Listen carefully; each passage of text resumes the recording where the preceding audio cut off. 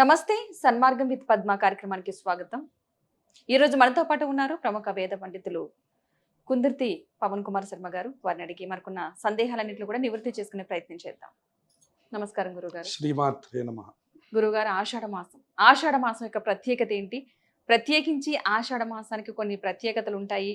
ఆ మాసాన్ని ప్రతి ఒక్కరు కూడా గుర్తుపెట్టుకుంటూ ఉంటారు. ఎందువల్ల అంటారు? ఆషాఢ మాసం అన్ని మాసాల్లోకెల్లా కూడాను ఆధ్యాత్మికంగా చాలా ప్రత్యేకమైనది. దానికి కారణం ఏమిటి అంటే, మన తెలంగాణ ప్రాంతంలో కూడా మనం చూస్తూ ఉంటాం. విశేషించి అమ్మవారి ఆరాధనలు, అంటే గ్రామదేవతల యొక్క ఆరాధనలు, బోనం ఉత్సవాలు జరిగేటటువంటి మొట్టమొదటి పండగ. అంటే మనం చైత్రమాసం నుంచి మనం కనుక తీసుకున్నట్లయితే, చైత్రం, వైశాఖం, జ్యేష్టం ఈ 3 మాసాల్లోనూ మనకి ప్రత్యేక ఉత్సవాలంటూ ఏమి కనపడవు. అంటే అందరూ ఆచరించుకునేటటువంటివి. కానీ బోనం ఇట్లాంటి ఉత్సవాలు వచ్చేసరికి మనకి ఆషాఢ మాసంతోనే మొదలవుతాయి. ఇక రెండవది, పెద్దలు ఆకామావై అని ఒక నానుడి వాక్యం చెప్తారు.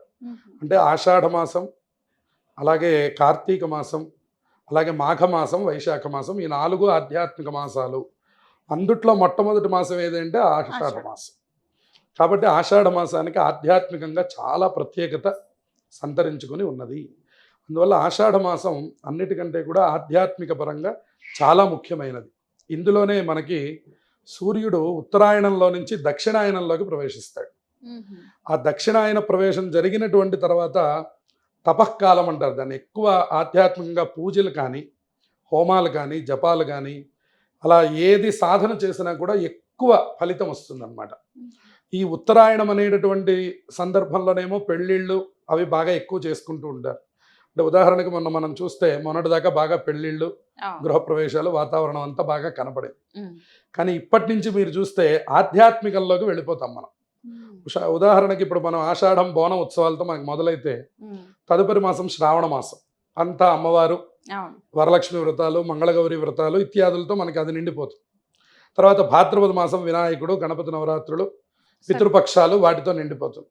తర్వాత ఆశ్వీజ మాసం అంతా దసరా ఉత్సవాలు, అమ్మవారు అలా నిండిపోతుంది. ఆ తర్వాత కార్తీక మాసం, ఆ తర్వాత మార్గశిర మాసం. ఇక్కడి నుంచి అసలు ఆధ్యాత్మిక సాధనకి మొట్టమొదటి మాసం ఏది అంటే అది మనకి ఆషాఢ మాసం అని చెప్పుకోవచ్చు.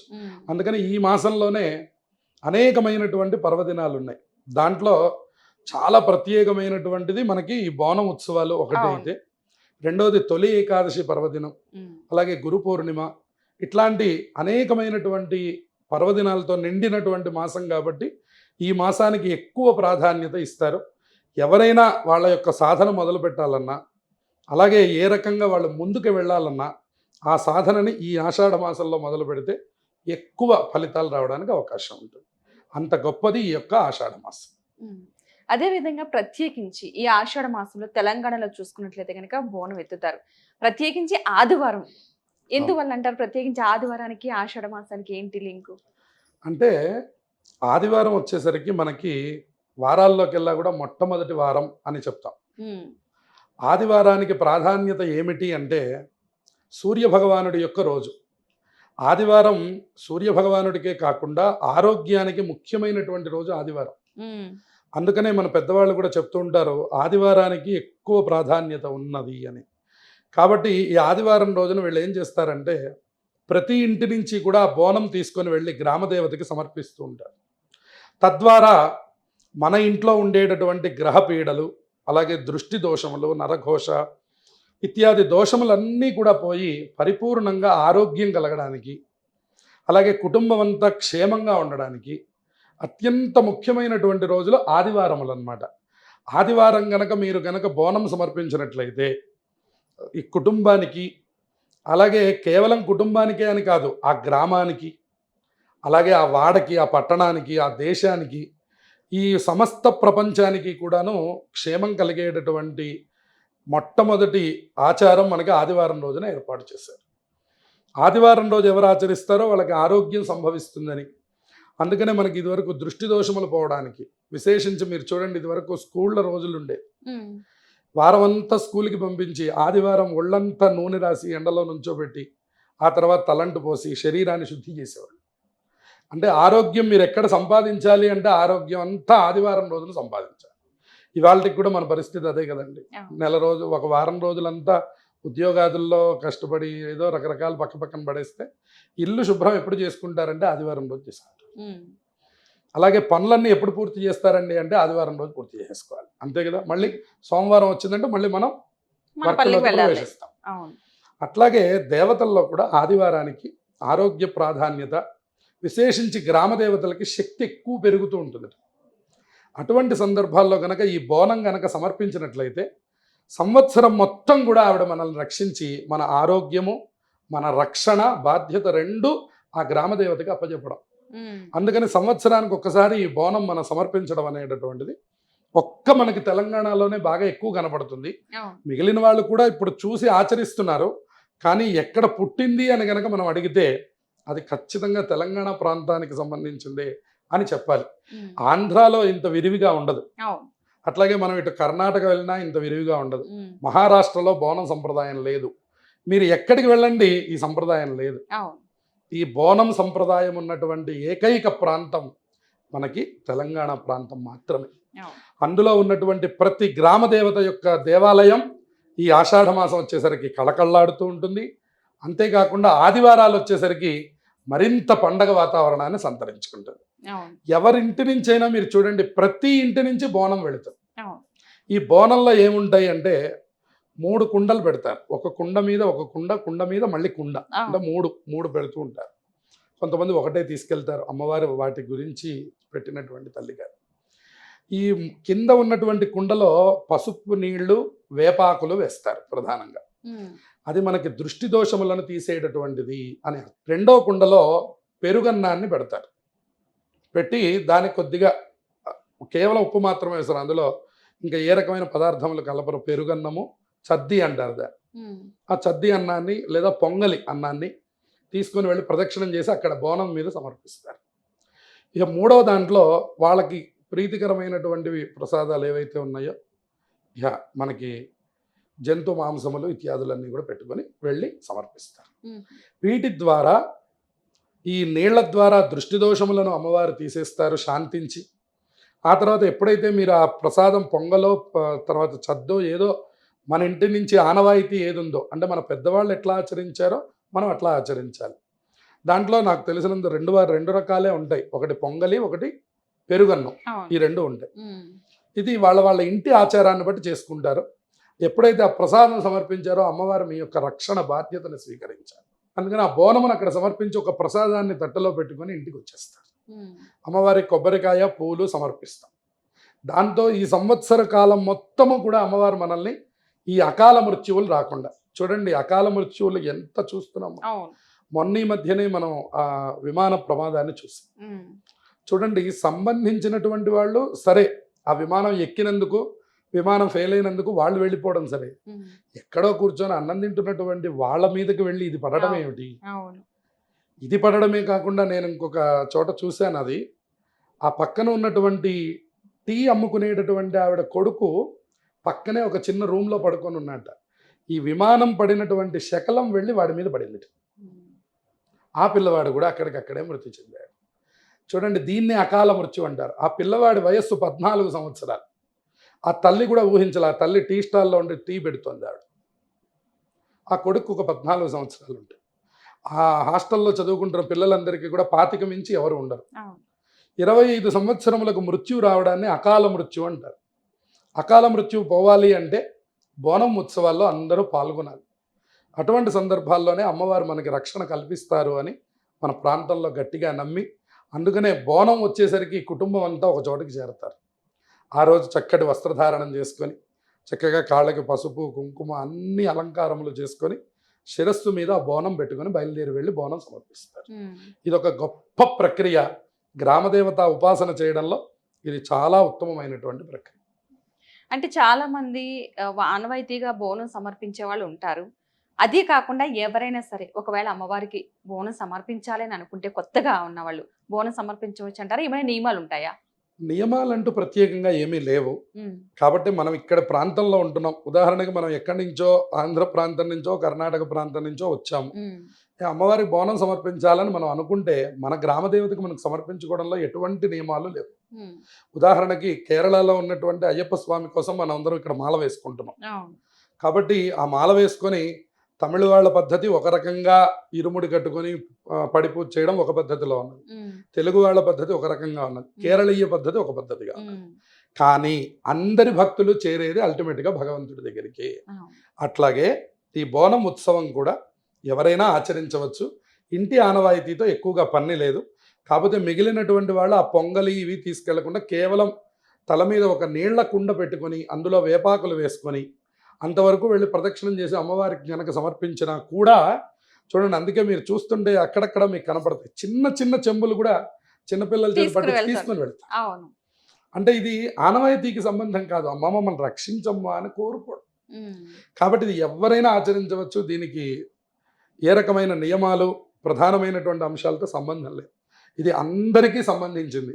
ఇది ఎవరి ఆరోగ్యం వాళ్ళకి సంబంధించింది. ఎవరి రక్షణ వాళ్ళు వెళ్ళి అమ్మవారి దగ్గర కోరుకోవాలి. అందుకని మన పిల్లల్ని కూడా తీసుకెళ్తారు. ఉమ్, వాళ్ళకు కూడా ఒక చిన్న చెంబిస్తారు. ఉమ్, పసుపు రాసి బొట్లు పెట్టి ఒక చిన్న ముంత పట్టుకొని వాడు బయలుదేరుతారు. అవును. కాబట్టి ఇది అందరూ చేసుకోవచ్చు. ఎవరికి ఎటువంటి నియమాలు లేవు, ఎవరైనా చేసుకోవచ్చు. చేసుకోవచ్చు. గురుగారు, ఈ ఆషాఢ మాసంలో ప్రత్యేకించి మనకి ఒక తొలి పండుగ వస్తుంది, తొలి ఏకాదశి. తొలి అని. ఏకాదశి. దాని ప్రత్యేకత ఏంటి అసలు? తొలి ఏకాదశి అనేది ఈ మాట ఎందుకన్నారంటే విష్ణుమూర్తి తన యొక్క శక్తిని ప్రకటించడం కోసం యోగ నిద్ర అనేటటువంటి నిద్రలోకి ప్రవేశిస్తారు. ఉమ్, ప్రవేశించి ఆయన ఒక 4 నెలలు 5 నెలల పాటు నిద్రా కాలంలో ఉంటారు. ఉమ్, అందుకనే మీరు చూడండి, చాలా సినిమాల్లో మనం కథల్లో కూడా మనం వింటాం. విష్ణుమూర్తి ఏం చేస్తారు అంటే ఒక శేషపాన్పు మీద పడుకొని ఉంటే లక్ష్మీదేవి ఆయన యొక్క పాదములు ఒత్తుతూ ఉంటుంది. అవును. ఇది మనం విన్నాం. ఉమ్, దాన్నే మనం ధ్యానం చేస్తాం. శాంతాకారం భుజగ శయనం పద్మనాభం సురేషం అంటున్నాం. భుజగ శయనం అన్నాం. భుజగం అంటే పావు అని అర్థం. ఉమ్, ఆ పాము యొక్క మీద పడుకున్నటువంటి వాడు అంటున్నాం. ఆయన ఎట్ట పడుకున్నాడంటే ఆయనకేమి ఏదో అలసిపోయి పడుకున్నవాడు కదా, శాంతాకారం. ఆయన చాలా ప్రశాంతంగా పడుకున్నాడు. చూస్తే నవ్వుతూ ఉంటాడు. ఉమ్, అబ్బా, నవ్వుతూ కూడా పడుకుంటారా అండి? ఎక్కడైనా ఉంటారు. కొంతమంది సగం కళ్ళతో పడుకుంటారు చూడండి, అవును. కొంతమంది నవ్వుతూనే పడుకుంటారు. ఉమ్, అట్లా రకరకాలుగా శాంతాకారం భుజగ శయనం పద్మనాభం, ఆయన యొక్క నాభి నుంచి పద్మం ఉంటుంది. అవును. పద్మంలో బ్రహ్మగారు ఉంటారు. ఉమ్, సురేషం, దేవతలందరికీ కష్టం వస్తే ఎక్కడికి వెళ్తారు? విష్ణుమూర్తి దగ్గరికి వెళ్తారు అవును. మొట్టమొదటి. అందుకే దశావతారాలు వచ్చాయి. ఉమ్, అట్లాగే ఇట్లా మనకి వర్ణించేటప్పుడు ఏం చెప్తారంటే ఆ భుజగ శయనం, ఆ పాము అనేటటువంటి ఆదిశేషుడి మీద ఆయన పవళించి ఉంటాడు. ఉమ్, అటువంటి పవళించి ఉన్నటువంటి యొక్క స్వామి ఎప్పుడు పవళిస్తారు? ఎప్పుడు పడుకొని ఉంటారండి ఆయన అంటే కాదు కాదు, ఆయనకు ఒక టైం ఉంది. మనకు ఒక రాత్రి అనే టైం ఎట్లా ఉందో ఆయనకు కూడా ఒక టైం ఉంది. అందుకని దేవతలకి ఉత్తరాయణం అంతా పగలు, దక్షిణాయనం అంతా రాత్రి అని చెప్పారు. ఉమ్, ఇప్పుడు మన కాలం లాగానే మనకి ఇక్కడ ఉన్నటువంటి కాలం ప్రకారం, అలాగే ఇక్కడ ఉన్నదానికి అమెరికాలో ఉన్నదానికే మనకి ఇంత తేడా చెప్తుంటే అవును. ఎన్ని మైళ్ళు పైకి వెళ్తే ఉందండి వైకుంఠం. ఉమ్, ఆయన గజేంద్ర మోక్షంలో చెప్తారు. ఎక్కడున్నాడయ్యా స్వామి అంటే ఆయన వర్ణించారట. అలవైకుంఠపురంబులో నగరిలో ఆమూల సౌధంబుదాపల మందార వనాంతరామృత సదప్రాపేందు కాంతోపలోత్పల పర్యంక రమా వినోదయగు విఫ్వల నాగేంద్రము పాహీ పాహీ అను కుయ్యాళించి సౌరంభియ్యి. అక్కడున్న ఆయనకి వినపడాలట ఈ గజేంద్రుడు ఏడవడం. ఎట్లా వినపడుతుందండి అంటే ఆయన వినిపించుకున్నట్టు. ఆయన భక్తులు ఎక్కడ పిలుస్తున్నారో అని ఎప్పుడు చెవులు పెట్టి వింటూ ఉంటాట. ఉమ్, ఆ విన్నటువంటి తర్వాత ఒక్కసారి గజేంద్రుడి యొక్క ఏడుపు వినపడిందిట. ఒక్క ఉదుటున లేచి పరిగెత్తాట ఆయన. ఉమ్, మళ్ళీ దాన్ని కూడా పోతన గారు వర్ణించారు. ఎంత గొప్ప వర్ణన, ఎంత గొప్ప విష్ణుమూర్తి. సిరికింజెప్పడు శంఖచక్ర యుగముంచేదోయి సంధింపడు, ఏ పరివారంబును చీరడ భ్రగపతిన్ వన్నింపడు అని ఆవిడకి ఏం చెప్పలేదట. నేను వెళ్ళొస్తాను, నువ్వు జాగ్రత్తగా చూసుకొని ఏం చెప్పాల. ఆ ఏడుపు వినపడింది, లేచి పరిగెత్తుతున్నట్టు ఆయన. ఉమ్, చేదోయి సంధింపడే పరివారంబును చీరడు.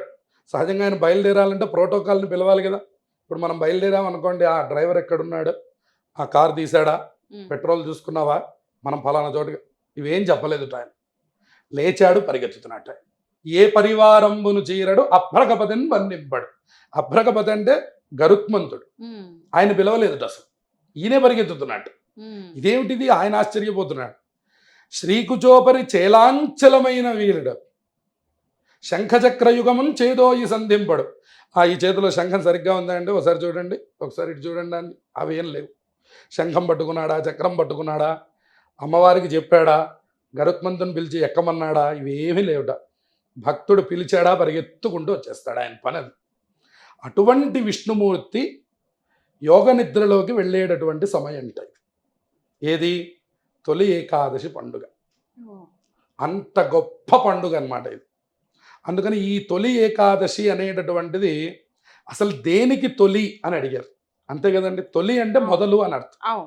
అసలు దేనికి మొదలు, నిద్రపోవడానికి మొదలా అనే ప్రశ్న కలిగినప్పుడు చెప్పారు, కాదు కాదు, ప్రతి మనిషి కూడా ఏకాదశి వ్రతం చెయ్యాలి అని మనకి ధర్మశాస్త్రం చెప్తాను. అంటే ఇప్పటికి కూడా మనం చూస్తూ ఉంటాం, చాలామంది ఏకాదశి అండి ఇవాళ నేను అన్నం తినండి అంటే. ఏకాదశి వ్రతం నువ్వు చెయ్యాలి అని మొదలు పెట్టాలంటే అది ఎప్పుడు మొదలు పెడతావు? ఏమంటే నేను ఎప్పుడు మొదలు పెట్టాలి? సంవత్సరం మొత్తంలో 12 నెలలు ఉన్నాయి. 12 నెలలకి 12 రెళ్ళు 24 ఏకాదశులు వస్తున్నాయి. నేను ఎప్పుడు మొదలు పెట్టాలండి అంటే ఇది తొలి, ఇది మొట్టమొదటి ఏకాదశి. ఈ ఏకాదశి రోజున ఈ వ్రతం కనుక నువ్వు మొదలు పెడితే నీకు మహావిష్ణువు యొక్క అనుగ్రహం కలుగుతుంది. ఇప్పుడు మనం చెప్పుకున్నాం కదా, ఆయన అనుగ్రహం ఎట్లా ఉంటుంది, మనం ఒక్క పిలుపుని అందించిన మాత్రం చేత లేచి పరిగెత్తుకుంటూ వచ్చేస్తాం. చివరికన్నాడు, శ్రీకుచోపరి చేలాంచలమైన వీడడు గజప్రాణావనోత్సాహి అన్నాడు. శ్రీకుచోపరి చేలాంచలం అంటే అమ్మవారి పమిట కొంగు అని అర్థం. అమ్మవారి పమిట కొంగు ఆయన యొక్క నడుము యొక్క వడ్డాణమునకు చిక్కుకున్నది. ఈయన ఏం చేశాడు, గజేంద్రుడు పిలవంగానే లేచి పరిగెత్తుతున్నాడు. పరిగెత్తేసరికి ఇక్కడ చిక్కుకున్నటువంటి పమిట కొంగు మీద నుంచి ఇలా తొలగి వచ్చింది. ఆవిడ పరిగెత్తుతోంది, ఆయన పరిగెత్తుతున్నాడు, ఆవిడ పరిగెత్తుతోంది, ఆయన పరిగెత్తుతున్నాడు, వెనకాల గరుత్మంతుడు పరిగెత్తుతున్నాడు. ఇదేమిటి, నన్ను ఎక్కకుండా మీరు పరిగెత్తుతున్నారు. అందుకని వీళ్ళందరూ పరిగెత్తుతున్నారట. తర్వాత ఎక్కేట ఆయన కొంత దూరం పరిగెత్తిన తర్వాత త్వరగా పద అని ఎక్కేట. అంటే భక్త రక్షణ కోసం నిరంతరంగా అలా ఎదురు చూస్తున్నాడు అని మనకి పురాణములు అంత గొప్పగా చెప్పాయి. అందువల్ల తొలి ఏకాదశి అనే పండగ అన్ని పండగలలోకెల్లా మొట్టమొదటిది. ఎవరు ఏకాదశి వ్రతం చేయాలనుకుంటున్నారో ఏకాదశి వ్రతం గనక మానేస్తే మళ్ళీ చెప్తున్నాడు అకాల మృత్యువు రాదు అని చెప్తున్నాడు. ఇదివరకు వాళ్ళు దిట్టంగా బతికారు, 80 ఏళ్ళ ఆయన లేచి ఒక 25 కిలోల బియ్యం బస్తా వేసుకొని లోపల పెడతాడండి అంటారు. ఎట్లా వచ్చిందన్నారు ఈ శరీర దారుఢ్యం. ఎవరు ఏకాదశి రోజు అన్నం మానేస్తారో వాళ్ళ ఖాతాలో ఒక వారం రోజుల ఆయుర్దాయం వేస్తారు. అందువల్ల ఏకాదశి రోజు అన్నం మానేస్తే అంత గొప్ప గొప్ప ఫలితాలు వస్తాయి. అలానే మళ్ళీ ద్వాదశి రోజు సాయంత్రం 4 గంటలకు అన్నం తినకూడదు. ద్వాదశి రోజు పొద్దున్నే 9 అయ్యేసరికి అన్నం తింటే ముందు రోజు ఏకాదశి రోజు చేసినటువంటి ఫలితం వస్తుంది అన్నమాట. కనీసం 12 లోపల, అదేంటంటే 9ంటికి మేము జర్నీలో ఉంటాం కదా అంటే కనీసం 12 లోపల నువ్వు ఆహారం తీసుకొని విష్ణుమూర్తిగా ఆ ఉపవాసాన్ని సమర్పిస్తే అప్పుడు నీకు ఏకాదశి ఉపవాసం చేసినటువంటి ఫలితం వస్తుంది. దాని ద్వారా ఆయుర్దాయం కలుగుతుంది, మహావిష్ణువు అనుగ్రహం కలుగుతుంది, మనకి ఏది కావాలంటే అది కలుగుతుంది. శరీరం ఈ కాలంలో అన్నిటికంటే ముఖ్యమైనది ఏమిటి? శరీరమే, ఆరోగ్యం. అదొక్కటి కలగాలంటే ఈ తొలి ఏకాదశిని మీరందరూ బాగా జరుపుకోవాలి. అంటే ఈ తొలి ఏకాదశి రోజున ప్రత్యేకించిన పూజ నియమాలు పాటించి తప్పకుండా. ఇప్పుడు అవకాశం ఉన్నటువంటి వాళ్ళు ఒక సత్యనారాయణ వ్రతం చేసుకోవచ్చు. లేదు అందరూ కుటుంబం కూర్చొని ఒక్కసారి విష్ణు సహస్రనామం పారాయణ చేయవచ్చు. లేదండి మేము ఆ శ్లోకాలన్నీ ఏం చదువుకోలేమండి, అవన్నీ మేమెక్కడ చదువుతాము అంటే కనీసం 29 నిమిషాల పాటు ఉంటుంది మనకి ఈ విష్ణు సహస్రనామం. సుబ్బలక్ష్మి గారు చెప్పింది రకరకాలుగా ఉంది. కనీసం అది ప్లే చేసి మీరందరూ ఒక విష్ణుమూర్తి, ఒక వెంకటేశ్వర స్వామి దగ్గర కూర్చోండి. కనీసం ఒక అరగంట ఇది భగవత్ సమయం అని మీరు కేటాయించి ఆ రోజు కూర్చొని విష్ణుమూర్తికి ఆ సమయాన్ని ఇవ్వండి. అప్పుడు కూడా మీకు ఆ ఫలితం దక్కుతుంది. ఎందుకంటే చూడండి, తండ్రి సంవత్సరం 2 ఏళ్లకు కానీ కొడుకు అమెరికా నుంచి ఇంటికి రాడు. ఏదో 2 రోజులు వచ్చి వెళ్ళిపోతాడు. వెళ్ళిపోతే ఆయన ప్రేమ ఎంత ప్రేమ అంటే సంవత్సరం 2 ఏళ్లకు ఒక్కసారి వాడిని చూస్తున్నాను నేనని. 2 అవుతుంది నాన్న, వాడెక్కడో బయటికి వెళ్ళాడు, వాడేమో తినడు పెందలాడి, నువ్వు పెద్దవాడివి నీకు నీరసం వస్తుంది, నువ్వు అన్నం తినంటే వాడు ఉండేదే 2 రోజులు. కాబట్టి నేను వాడితో కూర్చొనే అన్నం తింటా. వాడు రాత్రిపూట వచ్చి ఒక అరగంట మాట్లాడి వెళ్ళిపోతే ఆ జ్ఞాపకాలు ఆయన 2 సంవత్సరాలు పెట్టుకుంటాడు. అట్లా మీరు నిరంతరం బిజీగానే ఉన్నారు. ఒక్క తొలి ఏకాదశి రోజున ఒక్క అరగంట సమయం భగవంతుడి ముందర కూర్చొని ఒక్క తులసిమాల అట్లా స్వామివారికి సమర్పించి కూర్చొని విష్ణు సహస్రనామం చదవగలిగిన వాళ్ళు చదివి, చదవలేనటువంటి వాళ్ళు కనీసం విన్నా ఆ తండ్రి విష్ణుమూర్తి అంత గొప్పగా సంతోషపడిపోతాడు. ఎందుకంటే ఆయన చాలా సులభుడు. ఆయనకేమి మనం రకరకాలుగా సంతోషపెట్టాల్సిన అవసరం ఏం లేదు. ఆయనకు ఒక చిన్న భక్తి చూపిస్తే సంతోషపడతాను. నువ్వు నన్ను ఆర్తితో పిలవరా గోవిందా అని, నీకోసం నేను రెడీగా ఉన్నాను. ఎక్కడున్నాను? వైకుంఠంలో కూడా లేను. నడుచుకుంటూ వచ్చి తిరుమలలో నుంచొని ఉండిపోయాడు ఆయన. ఆయన పడుకొని కూడా పడుకోవాలా, కూర్చొని కూడా కూర్చోవాలా. ఏం చేశాడు ఆయన? అట్లా నుంచొని ఉండిపోయినాడు. ఎందుకుట నుంచోవడం? అమ్మవారు అడిగిందిట. ఏమిటా నుంచుంటావు? హాయి కూర్చో, విష్ణుమూర్తి అంటే హాయిగా మనకు ఆసనాలు బోల్డ్ ఉన్నాయి. ఏ భక్తుడు పిలుస్తాడో, ఏ క్షణాన రక్షించాలో గోవిందా అనంగానే రక్షణకు వెళ్ళిపోవాలి అని భాగవతంలో కృష్ణుడి యొక్క స్కందంలో చెప్పారు. అందుకని ఆయన చిటికిన వేల మీద అట్లా ఎత్తి ఆ పర్వతాన్ని అలా నుంచుండగానే చాలామంది నమ్మలేదు. ఎత్తడం అయితే ఎత్తాడు కానీ ఎంతసేపు పట్టుకుంటాడు? చూస్తే చిన్నపిల్లవాడు, చిన్నదైనటువంటి చెయ్యి, అందున చిటికిన వేలు మీద పెట్టాడు. ఏ క్షణమైనా వదిలేస్తాడు. ఆయన తల మీద పడితే పడింది, నా తల మీద పడుతుంది లేనిపోయిందని అసలు చాలాసేపు నమ్మలేదట స్వామివారు. తర్వాత నెమ్మదిగా ఆవుల లోపలికి వచ్చాడు. ఇంద్రుడు వడగళ్ల వాన కురిపించాడు. ముందు గోవుల లోపలికి వచ్చాయి, గోవుల తర్వాత మనుషులు వచ్చారు. ఎందుకంటే వీడికి భగవంతుడి మీద నమ్మకం ఉండదు, వాడి మీద వాడికి నమ్మకం ఉండదు, వాడికి తల్లిదండ్రుల మీద నమ్మకం ఉండదు, వాడు చేసే ఏ పని మీద వీడికి నమ్మకం ఉండదు. అది మనుష్యత్వంలో గొప్పతనం.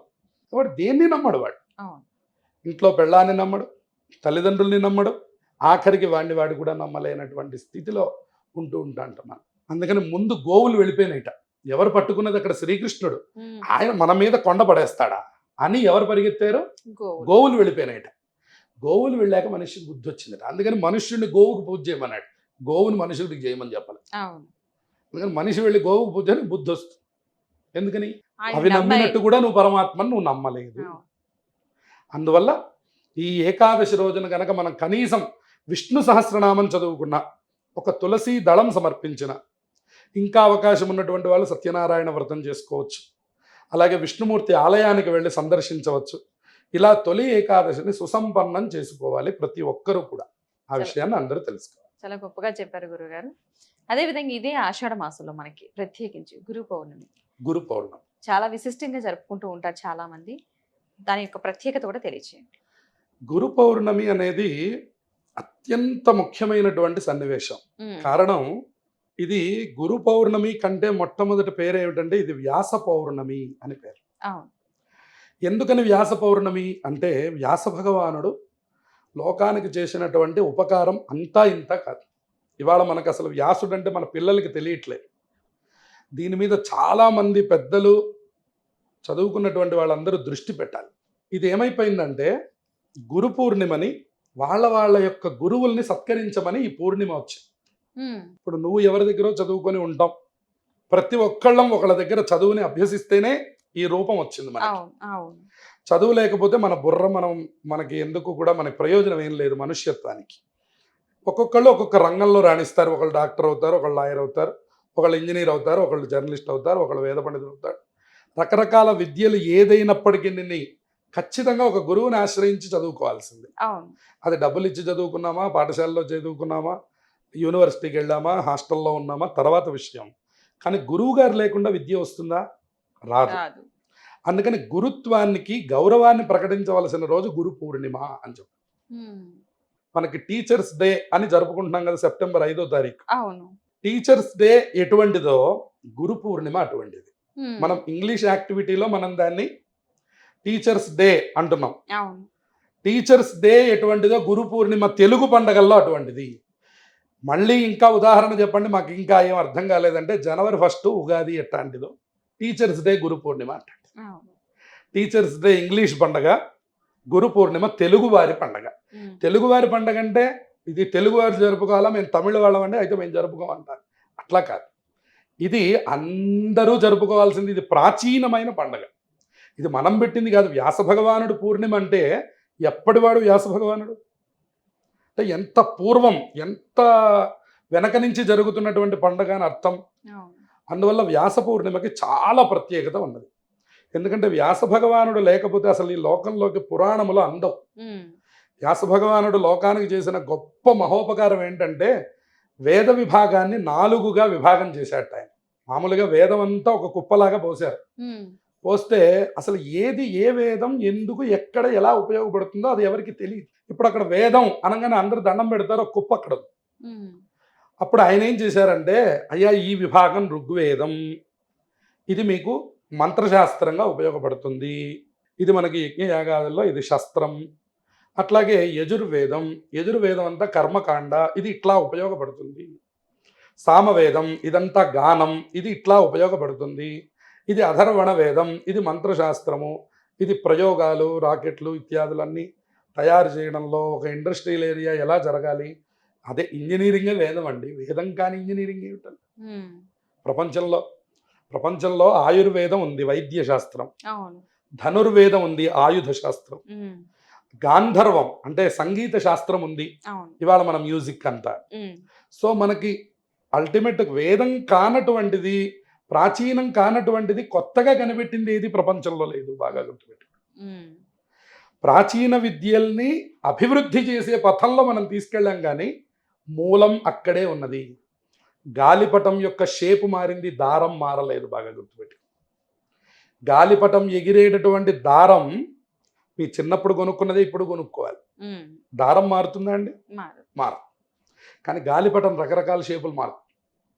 ఒకసారి హార్ట్ సింబల్లో వస్తుంది, ఒకసారి మనిషి సింబల్లో వస్తుంది, ఒకసారి రకరకాలుగా వస్తుంది. కానీ దారం దాని మూలం. అట్లాగే వేద శాస్త్రములు కామన్, దాన్ని మీరు రకరకములుగా వాడారు. ఇప్పుడు జెట్ తయారు చేశారు, రాకెట్ తయారు చేశారు, రకరకాల విమానములు తయారు చేశారు. ధూమశకటం అనేవాళ్ళు అనమాట. రైల్ అనే దానికి తెలుగు పేరేమిటి? ధూమశకటం అనే పేరు అనమాట. అసలు ఇది చెప్తే కూడా ఎవరికి తెలియదు. ఈ ధూమశకటాన్ని తయారు చేశారు, ఒకదాన్ని ఆధారం చేసుకొని. ఇటువంటి ప్రయోగాలన్నీ కూడా అధర్వణ వేదం చెప్పారు. అట్లా ఒక్కొక్క విధానాన్ని ఒక్కొక్క శాస్త్రం మనకు తెలియజేసింది. ఇవన్నీ ఎవరు మనకి అందించింది? లోకానికి. ఎక్కడో కుప్పగా పడిపోయినటువంటి దాన్ని తీసుకొచ్చి అసలు లోకంలోకి ఎవరైనా అందిస్తే కదా మన దాకా అందేది. అలా అందించింది ఎవరు అంటే వ్యాస భగవానుడు అందించాడు. ఇక తర్వాత ఏం చేశాడంటే 18 పురాణాలని రచించాడు. 18 పురాణాలను ఆధారం చేసుకుని ఇవాళ మనం అన్ని రకాల వ్రతాలు కానివ్వండి, ఇప్పుడు ఇవాళ జరుగుతున్నటువంటి ప్రతి పూజా కార్యక్రమానికి ఏదో ఒక ప్రమాణం, ఫండమెంటల్ ఏదో ఒకటి ఉండాలి. అంటే ఆ ఫండమెంటల్ ఎక్కడి నుంచి తెచ్చుకోవాలి అంటే ఒక ఆధారాన్ని తెచ్చుకోవాలి. ఇది ఇక్కడ ఉంది. ఇప్పుడు చూడండి, డాక్టర్ చదివినటువంటి వాళ్ళ దగ్గరికి వెళ్ళామనుకోండి, లేదా ఒక న్యాయశాస్త్రంలోకి వెళ్ళినా కూడా ఆయన అంటారు అసలు ఈ చట్టం ఇక్కడ ఉంది అనేటటువంటిది ఒక గ్రంథం, ఒక బుక్ చూసి చెప్తాడు. అట్లాగే వైద్యంలో కూడా ఈ మందు ఇక్కడికి సరిపోతుంది అనేది కూడా ఒక వాళ్ళ యొక్క విభాగంలో ఇస్తారు. ఇచ్చాకనే ఆయన ఇక్కడ ప్రయోగిస్తాడు. అట్లాగే మనం ఈ పూజ చేసేటప్పుడు కూడా దీని మూలం ఏదో ఉంది, అది పురాణం. వేదం, శాస్త్రం, పురాణం అని 3 రకములు మనకి. దాన్నే శృతి స్మృతి పురాణానాం ఆలయం కరుణాలయం నమామి భగవత్పాద శంకరం లోకశంకరం అని.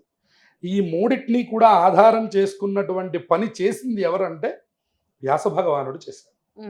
అందుకనే మనం విష్ణు సహస్రనామం మొదలు పెట్టేటప్పుడు కూడా మొట్టమొదటి ఎవరికి నమస్కారం చేస్తాం అంటే శుక్లాంబరధరం విష్ణుం శశివర్ణం చతుర్భుజం ప్రసన్నవదనం ధ్యాయేత్ సర్వ విఘ్నోపశాంతయే వ్యాసాయ విష్ణురూపాయ వ్యాసరూపాయ విష్ణవే నమో వై బ్రహ్మనిధయే వాసిష్ఠాయ నమో నమః అని వ్యాస భగవానుడి దండం పెడితే కానీ విష్ణు సహస్రనామం చెప్పలేదు. ఎందుకంటే విష్ణు సహస్రనామం ఎక్కడుందో తెలుసా? విష్ణు సహస్రనామం ఎక్కడి నుంచి పుట్టింది అంటే మహాభారతంలో నుంచి పుట్టింది. మహాభారతం ఎవరు రచించారు? వ్యాస భగవానుడు రచించాడు. వ్యాస భగవానుడు ఎట్లా రచించాడు? గణపతిని పెట్టుకొని రచించాడు. ఆయన రాయలా, ఆయన చెప్పాడు. రాసింది ఎవరు? గణపతి. మీరు ఆ చిత్రపటం చూడొచ్చు. వ్యాసుడు చెప్తూ ఉంటాడు, గణపతి రాశాడు. ఇది ఎక్కడ రాశాడు ఇట్లా రాయడం? బదరీ క్షేత్రంలో రాశాడు. అందుకనే మీకు ఇప్పటికి కూడా అక్కడ వ్యాస గుహ ఉంటుంది. ఆ సరస్వతి నదిలో స్నానం చేసి వచ్చి ఒడ్డును కూర్చున్నారట ఆయన. కూర్చొని గణపతిని పిలిచారట. నేను చెప్పగలను కానీ రాయలేనయ్యా అన్నాడు. మరి రాసేవాడు ఎవడైనా కావాలి కదండి బాబు. ఊరికే చెప్పేవాళ్ళు ఎట్టా రాయాలి కదా. రాయకపోతే లోకానికి అందదు. చెప్తే కొంతవరకే అందుతుంది, రాస్తే చాలామందికి అందుతుంది. ఎందుకంటే అక్కడ రాసి పెట్టేస్తారు. అందుకే మన పుస్తకాలు, ఇప్పుడు మనం చదువుకునే పుస్తకాలు ఇవన్నీ కూడా రాసి పెట్టేయడం దేనికంటే, ఇవరకు పుస్తకావిష్కరణలని పెద్ద పెద్ద సభలు జరిగేవి. ఎందుకని? పుస్తకానికి అంత ప్రాధాన్యత ఉంది. ఎన్ని తరాలైనా ఉండిపోతుంది పుస్తకం. అందుకని చెప్పాను, ఆయన ఏమన్నారంటే రాసేవాళ్ళు కావాలన్నట్టు. ఎవరు రాయగలరాయా నువ్వు చెప్తే? ఎవ్వరూ రాయలేరు అన్నట్టు. మరి ఎవరు రాయలేకపోవడం ఏంటి? ఇంతమంది దేవతల్లో రాసేవాడే లేడా అంటే, ఆ గణపతి అన్నట్ట రాస్తానని చెప్పని అన్నట్టు. మరి వాళ్ళకి ఏమన్నా పాపం పెన్నులు ఉన్నాయా ఆ కాలంలో? వైట్ పేపర్స్ ఉన్నాయా? లేదా రకరకాల ఏమన్నా ఇంక్ ఉందా, బాల్ ఉందా, పోయడం ఉందా? ఏమున్నాయి వాళ్ళ దగ్గర? మరి నువ్వు ఎట్ట రాస్తావయ్యా అని అడిగారట. తాళపత్ర గ్రంథం తీసుకున్నాడు, తన దంతాన్ని విరిచి రాసేసాడు. ఏనుగు దంతంలో ఉండే వైట్ అంతా ఇంత కాదు, దాన్ని తీసి ఎన్నిటికి వాడుతున్నారు ఇప్పుడు. అందుకని ఆ ప్రయోగాన్ని గణపతి ఏనాడోనే చేశారు. అందుకని వ్యాస భగవానుడు చెప్పాడు, గణపతి రాశాడు. రాయడం వల్ల మనకు అష్టాదశ పురాణాలు వచ్చాయి. ఆయనకి ఒక నియమం పెట్టుకున్నారట, నేను చెప్పడం ఆపను, నువ్వు చెప్పడం మహావేగంగా చెప్పాలి, ఆయన చెప్పినంత వేగంగా ఈయన రాయాలి. నువ్వు ఎప్పుడు ఆపేసావో నేను అక్కడ పెట్టి వెళ్ళిపోతానని చెప్పాట. అంటే ఈయన చెప్పడం ఆపకూడదు, ఆయన అంత బాగా చెప్పాలి. కాసేపు ఆలోచిస్తున్నానంటే ఈయన అక్కడ పెట్టి వెళ్ళిపోతాడు. అందుకని ఆయన అంత కండిషన్ పెట్టి మరి కూర్చున్నట్టు. ఈయన చెప్పడం ఆపలేదు, ఆయన రాయడం ఆపలేదు. మహాభారతం అయిపోయింది. ఎన్ని వేల శ్లోకాలు రాశారు మహాభారతం అంటే. అందులో నుంచి అనుశాసనిక పర్వం అనే పర్వంలో ఉన్నదట విష్ణు సహస్రనామం. అప్పుడు మనం అందరం చదువు. కాబట్టి అంత గొప్ప వ్యాస భగవానుడికి ఉత్సవం చేయాలి అంటే పూర్ణిమ రోజున ఉత్సవం చేయాలి. అందుకని కనీసం మేమిక్కడి నుంచి కోరుకుంటున్నది ఏమిటంటే, ఇది మరీ సాయిబాబా పండగ కూడా అయిపోయింది. అసలు ప్రతి వాళ్ళకి ఎక్కడికి వెళ్ళాలండి అంటే సాయిబాబా గుడికి వెళ్ళడం ప్రారంభమైంది. నేను తప్పు అనట్లేదు, కానీ వ్యాసుడు గురించి ఎవరు చెప్పట్లేదు. అలాగే కనీసం మీ గురువులు ఎవరైతే మీ టీచర్స్ ఉన్నారో, ఎవరైతే ఇప్పుడు సంగీతమో నృత్యమో ఏదో నేర్చుకుంటున్నటువంటి గురువు గారులు ఉన్నారో, వాళ్ళందరినీ సత్కరించుకోవాల్సిన రోజు గురు పూర్ణిమ. బాగా గుర్తుపెట్టుకోండి. వ్యాస భగవానుడిని పూజించాలి, శంకరాచార్యుల వారిని పూజించాలి. శంకరాచార్యుల వారు అన్నప్పుడు ఇంకొక మాట కూడా చెప్పాలి. అందుకనే యతీశ్వరులు కూడా చాతుర్మాస్య దీక్ష అని చేస్తారు. ప్రతి పీఠం వాళ్ళకి చాతుర్మాస్య దీక్షలు ఉంటాయి. ఆ దీక్ష మొదలయ్యే రోజు ఈ గురు పూర్ణిమ, వ్యాస పూర్ణిమ. ఇవాళ నుంచి మొదలుపెట్టి వాళ్ళు చాతుర్మాస్య దీక్షలు చేస్తారు. అది ప్రతి పీఠంలోనూ ఉంది మనకి. కాబట్టి అటువంటి గొప్పదైనటువంటి రోజు గురు పూర్ణిమ. గురు పూర్ణిమ రోజు ముఖ్యమైనటువంటి పనులు 3 చెయ్యాలి. అందులో ఒకటి వ్యాస భగవానుడిని తప్పకుండా స్మరించాలి. ఈ తరం వాళ్ళకి ప్రత్యేకంగా చెప్పేది ఏంటంటే, ఆ తల్లిదండ్రులు కూడా పిల్లలకి చెప్పట్లా. ఖచ్చితంగా మీరు వ్యాస భగవానుడి యొక్క చిత్రపటాన్ని తీసుకొచ్చి వాళ్ళకి చూపించండి. అసలు వ్యాస భగవానుడు అంటే ఎవరో లోకానికి, ప్రపంచానికి, మన తర్వాత భావితరాలకి తెలియాలి. లేదంటే మనకి ఎంతసేపటికి వీళ్ళు మిగిలిపోతారు, కానీ అక్బర్ బీర్బల్ కథలు తప్ప మన దగ్గర ఏం మిగలవు. ఇంకా ఇప్పటికే మిగల. ఇప్పటికే మనకి స్కూల్ విభాగంలో అసలు ఒక పురాణానికి సంబంధించిన కథలు చెప్పడం అన్నీ పోయినాయి. అసలు రాముడు ఎవరంటే ఒకసారి 4 సార్లు కిందకి అటు ఇటు చూసే పరిస్థితి వస్తుంది. కృష్ణుడు ఏం చేశాడు అంటే ఎంతసేపు గోపికలు వీటి గురించి మాటలు 16,000 మంది భార్యలండి, 8 మంది గోపికలండి, ఈ మాటలు తప్ప అసలు కృష్ణ భగవానుడు అంటే ఆయన ఏం చేశాడనే మాట చెప్పే వాళ్ళు లేరు, చెప్పే విద్యాలయాలు లేవు. స్కూల్లో ఎక్కడైనా చెప్తారండి? అసలు కృష్ణుడు ప్రస్తావన వస్తుందండి ఎక్కడైనా స్కూల్లో? ఒక రాముడు ప్రస్తావన వస్తుందండి? మన చిన్నప్పుడు తప్పకుండా వచ్చేవి. మనందరం పుస్తకాల మీద చూసాం. మనందరం రామాయణంలో నుంచి ఒక పోర్షన్ మనందరికీ చెప్పేవారు. రాముడు రావణాసురుడిని ఎందుకు చంపాడు, సీతాదేవిని ఎందుకు ఎత్తుకుపోయినాడు, ఇది చిన్న పిల్లల దగ్గర నుంచి తెలుసు వాళ్ళకి. ఇవాళ ఎంతమందికి తెలుసు? హూ ఈజ్ సీత అంటాడు, ఎవరా సీత అనే పరిస్థితి ఇవాళ లోకంలో నడుస్తున్నది. విద్య ఎంత ఎదిగిపోతున్నా చూడండి, ఈ ఆధ్యాత్మిక విద్యనే నేర్పమని ధర్మం చెప్పట్లా, లౌకిక విద్యని నేర్చుకోవద్దు అని చెప్పట్లా. కానీ మీరు మూలాలు ఎప్పుడు మర్చిపోయారో, మీరేం చేస్తున్నారంటే మూలములు మర్చిపోయి తల్లిదండ్రుల్ని చూడట్లేదు అంటున్నారు. దేవుడి మీద భక్తి లేనటువంటి పిల్లవాడు ఎవ్వడు తల్లిదండ్రుల్ని చూడడు. బాగా గుర్తుపెట్టుకోండి. దేవుణ్ణి చూడాలి అంటే మీ స్వార్థం ఎక్కడి నుంచి మొదలవ్వాలంటే, ముందు వాడిని భగవద్భక్తి వైపుకి మీరు నడిపిస్తే భవిష్యత్తులో తల్లిదండ్రుల మీద కూడా భక్తి వస్తుంది. అంతేగాని ఉన్న పళంగా తల్లిదండ్రుల మీద భక్తి రాదు. ఎందుకు వస్తుంది? రాదు. ఇవాళ అనాథాశ్రమాలు వస్తున్నాయన్నా, వృద్ధాశ్రమాలు వస్తున్నాయన్నా, తల్లిదండ్రులు తీసుకువెళ్ళి రోడ్డు మీద వదిలేసి వస్తున్నారన్నా, మీరు చెప్పవలసినటువంటి ఏ రకమైనటువంటి మంచి మాటలు చెప్పలేరు. మీరు కూడా ఎంతసేపటికి గతాన్ని తవ్వి సంతోషపడుతున్నారు. ఏమని? మా తాతగారండి. ఎందుకు మీ తాతగారికి నువ్వేం చేసావు? మా తాతగారండి అప్పట్లో చాలా పూజలు చేసావు. నువ్వేం చేస్తున్నావు? నీ సంగతి ఏమిటో చెప్పు. నీ తర్వాత తరానికి నువ్వేమందించావు చెప్పు. నీ పిల్లలకి నువ్వేం నేర్పించావు చెప్పు. నీ పిల్లవాడికి వ్యాస భగవానుడు అంటే తెలుసా? నీ పిల్లవాడికి శంకరాచార్యుల వారు అంటే తెలుసా? అసలు నీ పిల్లవాడికి గురువు గారు అంటే ఏమిటో తెలుసా? అప్పుడు గురు పూర్ణిమని జరుపుకోవాలి. అందుకు మనం జరుపుకోవాలి. వాళ్ళని జరిపించేటట్టుగా మనం చెయ్యాలి. వాళ్ళని ఇన్వాల్వ్ చేయాలి.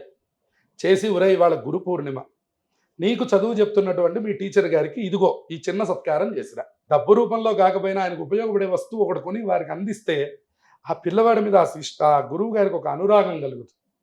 ఆ గురు శిష్య సంబంధం అద్భుతమైనటువంటి విద్యకి కారణం అవుతుంది. ఇదివరకటి వాళ్ళు అట్లాగే చేసేవాడు. ఇప్పటికీ ఉంది అది. గురు శిష్య సంబంధం ఎక్కడికి పోలేదు. గురు శిష్య సంబంధం నడవాలి అంటే ఆ గురు పూర్ణిమని బాగా జరుపుకోవాలి. గురు పూర్ణిమని పిల్లలకి తెలియజేయాలి. గురు పూర్ణిమ అంటే సాయిబాబా గుడికి వెళ్ళి లైన్లో నుంచొని కొబ్బరికాయ కొట్టడం కాదు. మళ్ళీ గుర్తుపెట్టుకోండి. గురు పూర్ణిమ అంటే మిమ్మల్ని మీరు ఉద్ధరించుకోవడం. ఏ రకంగా? మా గురువుల్ని ఆశ్రయించి వాళ్ళ ఆశీర్వచనాలు పొందడం.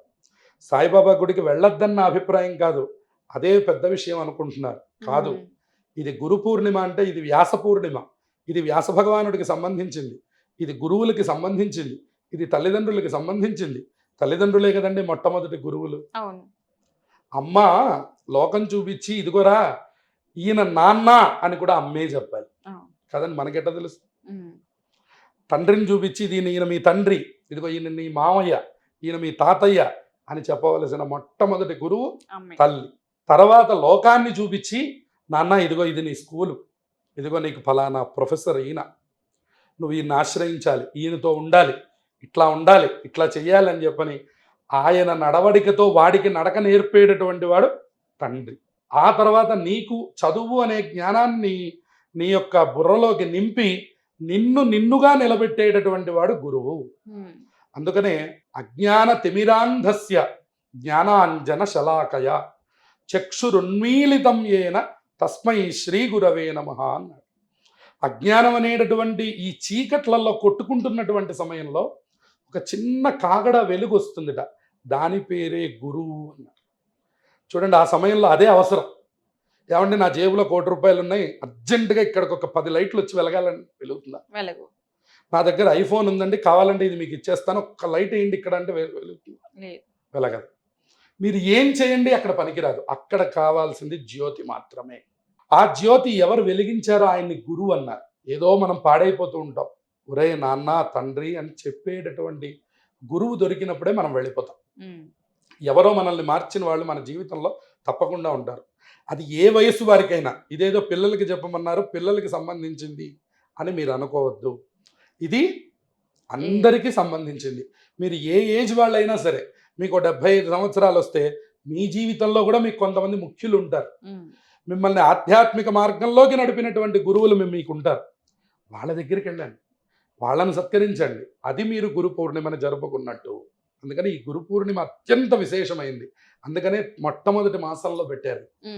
ఇక్కడ ఇంకొక మాట మనం ఏం చెప్పుకోవచ్చు అంటే, ఇక్కడ మీకు ఏ రకమైన ఫంక్షన్లు మీకు అడ్డురావు. దీన్ని మీరు మహా ఆనందంగా జరుపుకోవాలి. చూడండి, కార్తీక పౌర్ణమి వచ్చేసరికి ఈ తీరిక ఉండదు.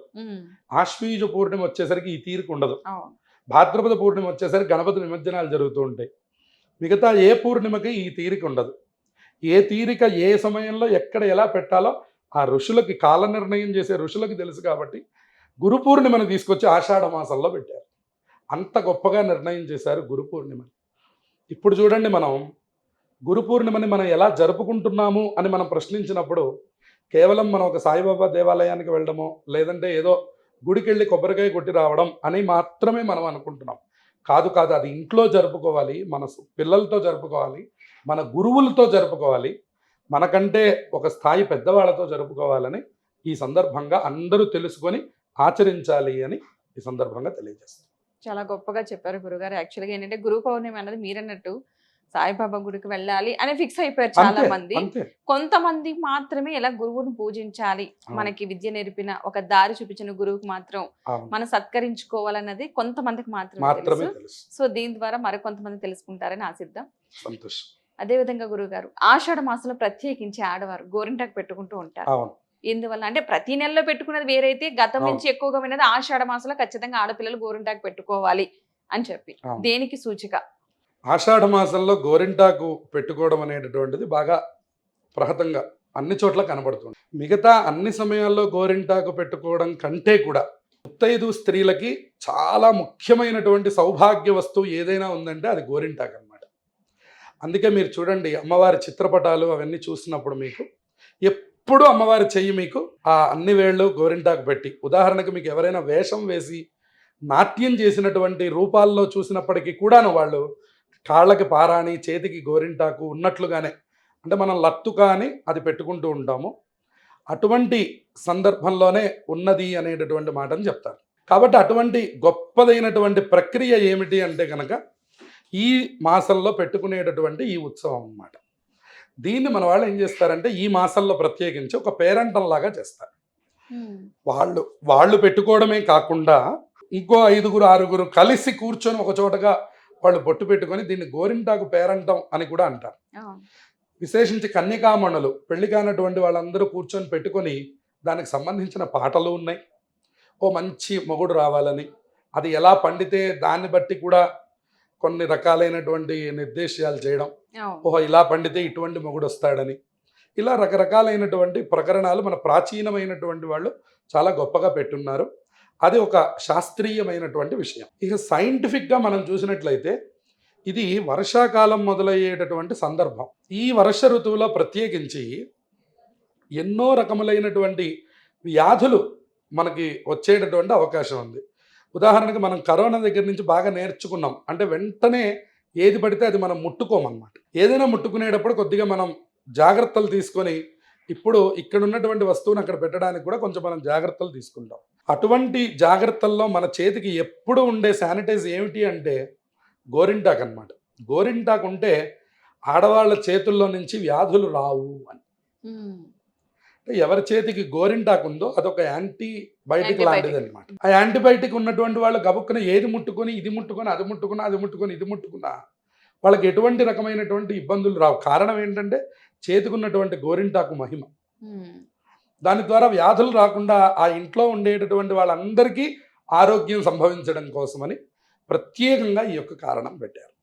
ఇక మూడవది ముత్తైదుతనం ఎల్లకాలం ఉండడం కోసం.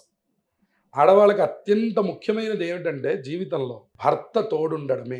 ఇది ఎంతమంది ఒప్పుకున్నా ఎంతమంది ఒప్పుకోకపోయినా ఇది ముఖ్యమైనటువంటి నిజం. ఏమిటంటే మీరు ఎంత అప్డేట్ అయినా అవ్వండి, ఒక సందర్భంలో ఖచ్చితంగా మనం మళ్ళీ లోన్లీ ఫీల్ అవ్వాల్సిందే.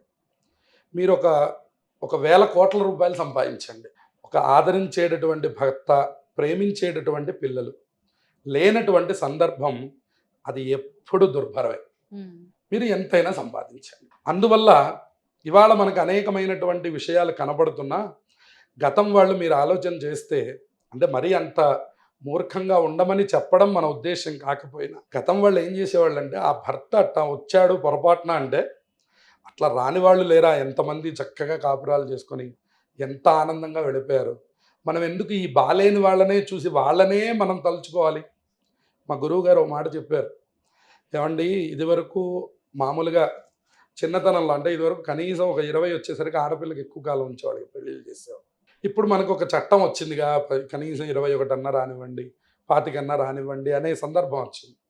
అయితే ఇదివరకు వాళ్ళు 18కి 20కి చేసినటువంటి సందర్భాలు ఎందుకు, ఇప్పుడు ఎందుకు అని చెప్పనంటే, అట్లా 18, 20కి చేసుకొని 90 ఏళ్ళు బతికినటువంటి కుటుంబాలు ఎన్నున్నాయో చెప్పడానికి వీల్లేదు. కానీ మనం ఏం చేస్తామంటే చిన్నారి పెళ్లి కూతురు లాంటి సీరియళ్ళు తీసి చూసి దాంట్లో ఏదో ఇబ్బంది పడ్డారు కాబట్టి ఇక మీరు ప్రపంచంలో యా పని చేయవాకండి అని చెప్తాం. మనం కూడా చెయ్యండి అని చెప్పే మాట కంటే చెయ్యొద్దు అని చెప్పినటువంటి మాటకి తొందరగా అట్రాక్ట్. చూడండి, మొన్న ఒక విషయం వైరల్ అయింది మనకి. ఒక ఆయన ఎవరు చెప్పారో అది తప్పు, నేను ఇక్కడ దీని పరంగా ఖండిస్తున్నాను. మగవాళ్లే ఇంట్లో దీపం పెట్టండి అని చెప్పారట, ఆడవాళ్ళకి పని లేదని. ఆ దెబ్బకి వాళ్ళకి మహా వ్యూస్ వచ్చేసాయి. ఆహా ఆడవాళ్ళకి పని లేదనేసరికి అది మరింత సంతోషించదగ్గ విషయం.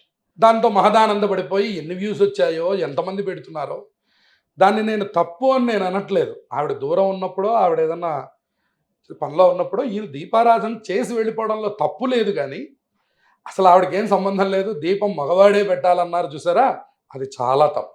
దీపం ఎవరు పెట్టాలండి? ఆడవారు. ఆడవాళ్ళు పెట్టాలి. ఆ చిన్న జ్ఞానాన్ని కూడా మర్చిపోయి అంకితం అయిపోయే పరిస్థితికి వచ్చాం.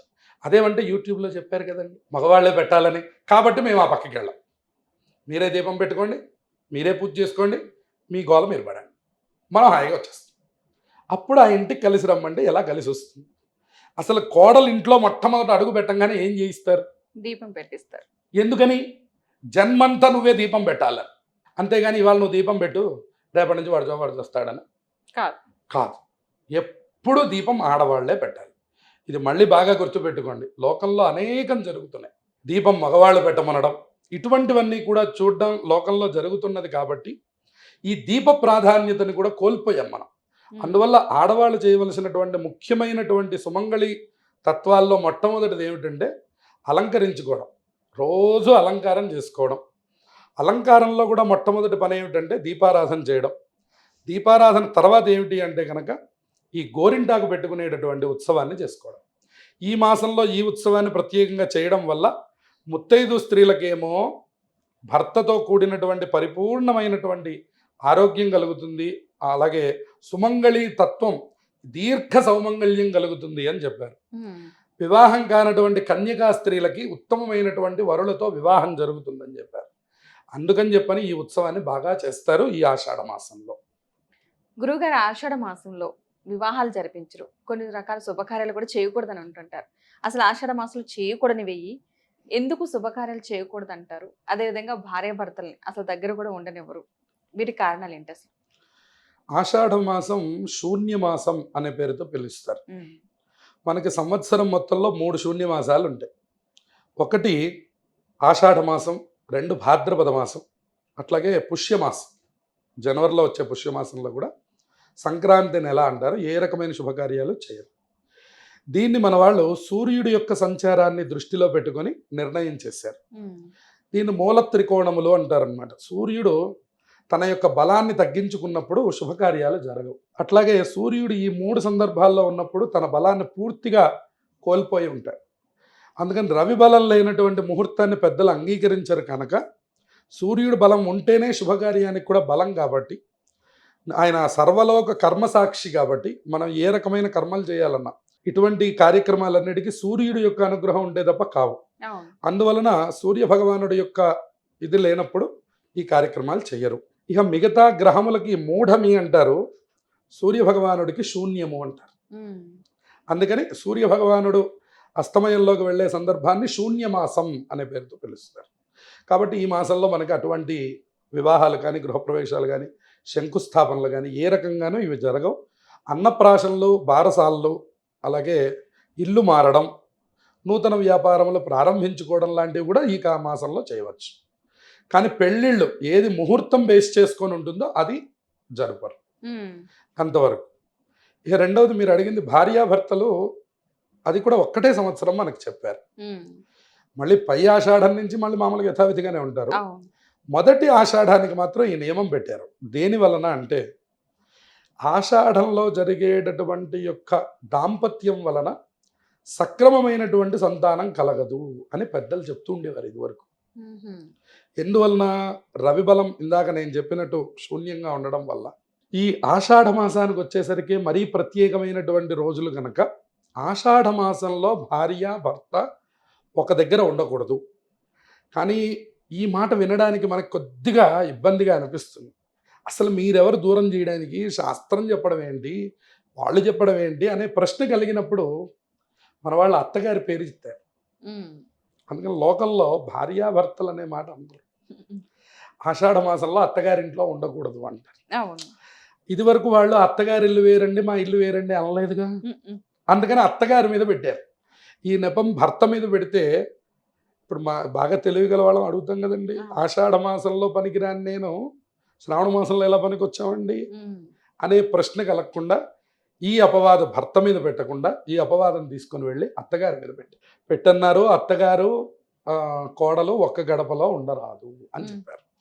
ఇక్కడ అత్తగారు అన్న శబ్దానికి అర్థం భర్త అనే అర్థం. వాళ్ళిద్దరూ ఒక గడపలో ఉండి వాళ్ళ దాంపత్యాన్ని కొనసాగించకూడదు అని ప్రత్యేకంగా దృష్టి పెట్టి, ఎందుకంటే మొదటి సందర్భం సంతానం కోసం వాడుకోవాలి అనేది పెద్దల మాట.